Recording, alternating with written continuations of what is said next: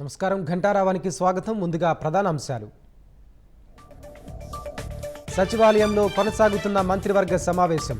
పర్యాటక విధానం సహా కీలక బిల్లులు ఆమోదించే అవకాశం.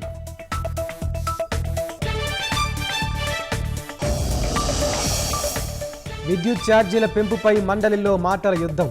వైసీపీ పాలనలో 10 సార్లు భారం మోపారని అచ్చెన్న ధ్వజం.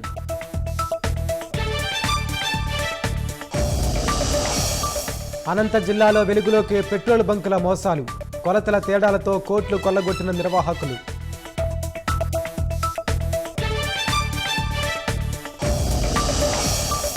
ఛత్తీస్గఢ్లో లొంగిపోయిన 11 మంది నక్సలైట్లు. భద్రతా బలగాల చర్యలతో నిరాశకు గురై లొంగుబాటు.